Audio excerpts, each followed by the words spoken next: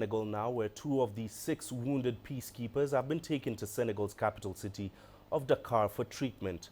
On the eve of China's Dragon Boat Festival, personnel from the Chinese embassy to Senegal paid them a visit. Doctors said the soldiers are in a stable condition. One of them has improved vital signs but still needs medical attention. The other is still making a slow trauma recovery. This is the soldiers' first Dragon Boat Festival abroad, and they need to stay in Dakar to finish treatment. Meanwhile, Chinese Ambassador Lu Huiy-ing said the embassy is raising basic necessities for the peacekeepers in Gao.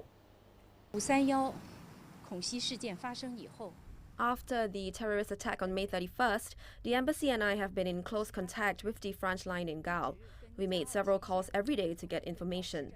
After knowing that the peacekeeping forces lack daily basic necessities like washing powder, shampoo and slippers, we managed to raise some and transfer them to Gao through the UN plane. When the Chinese military medical team returned from Gao, they told us that the peacekeepers are in dire need of supplies. So we are also in the midst of raising more supplies to ensure their daily needs are met so they can complete their tasks. Right, let's now get you more on this. CCTV's Jane Keo is joining us live from Bamako. Jane, the incident took place in the capital, Bamako. What more can you tell us about the security situation there?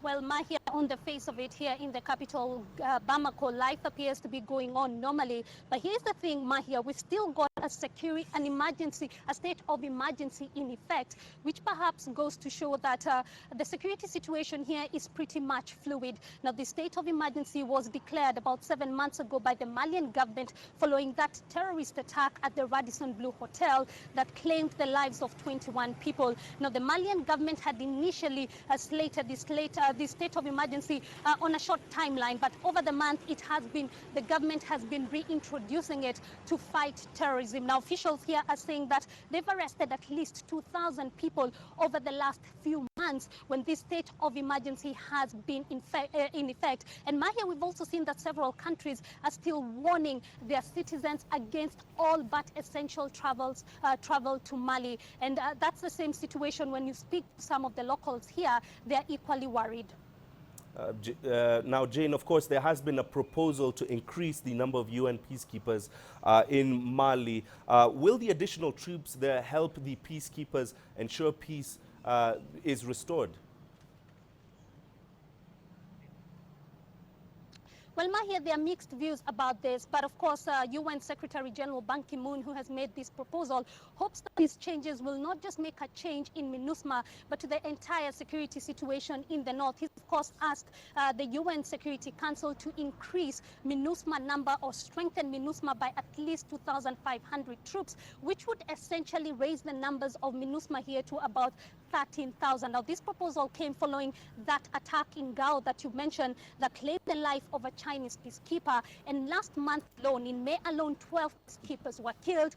Overall, over the last 3 years, at least more than 60 UN peacekeepers have actually paid the ultimate price, which makes the UN peacekeeping mission here in Mali as one of the world's most dangerous. Now, of course, there are mixed views about this. Like I said, some feel that what MINUSMA needs at the moment is a policy change, a change that would perhaps see MINUSMA get involved in some sort of low-level anti-insurgency mission, which, of course, Mahia would go against the UN peacekeeping mission mandate, which does not take sides, whose aim is just to protect the citizens. But critics are saying that before the mandate is renewed, because MINUSMA is set to renew its mandate by the end of this month, the UN has to look into some of these changes. Other than that, Ban Ki-moon's proposal would really not bring much to the table.